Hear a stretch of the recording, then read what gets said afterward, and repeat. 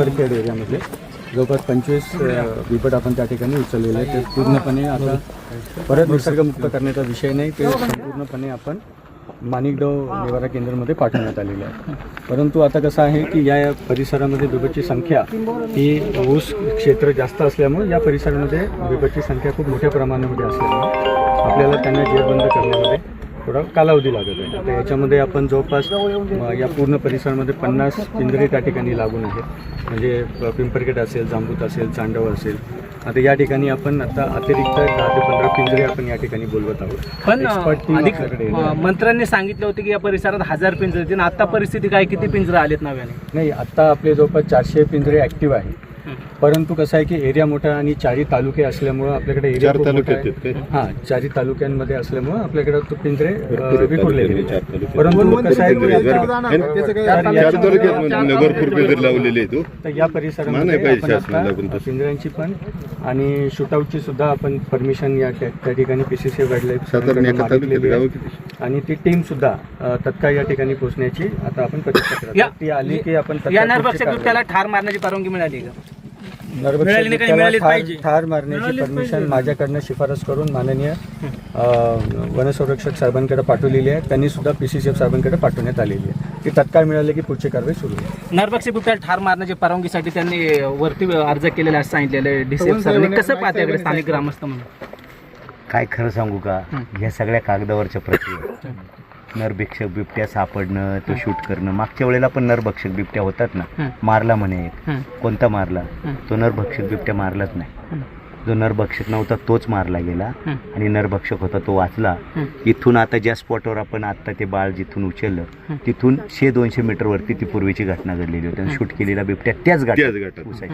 हे सगळं उगीच काहीतरी घडत चाललंय. माझी मंत्र्यांना थोडी लाज वाटू द्या. वनमंत्री, पालकमंत्री, मुख्यमंत्री, अरे थोडी लाज वाटू द्या. तुमची पोरं जर खाल्ली असती, तुमच्या कुटुंबात हे घडलं असतं तर कसं वाटलं असतं? थोडी लाज वाटू द्या, लाज.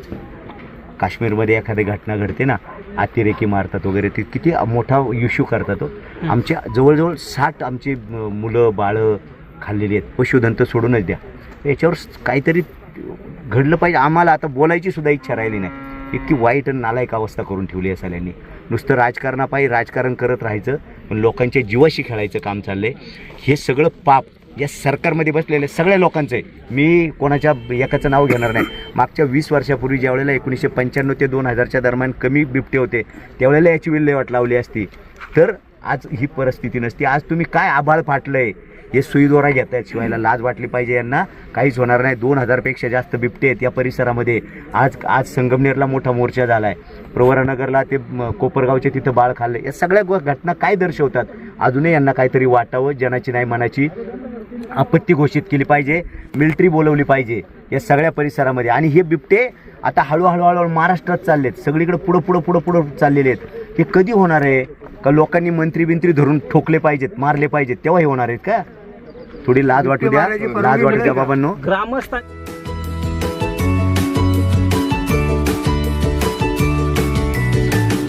बातम्या शेतीच्या, बातम्या मातीच्या, बातम्या अन्यायाच्या, गुन्हेगारीच्या,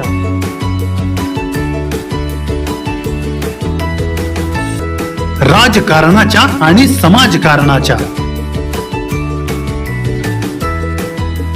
शोषणाविरुद्ध बुलंद आवाज, जनसामान्यांच्या हुंकाराची गाज, सत्कार्याला प्रोत्साहन, दुष्कृत्याला अनुशासन, निर्भीड, निस्पृह, सडेतोड, बेधडक आणि रोखटोक म्हणजेच विघ्नहर टाइम्स. शोध बातमीचा, ध्यास सत्याचा.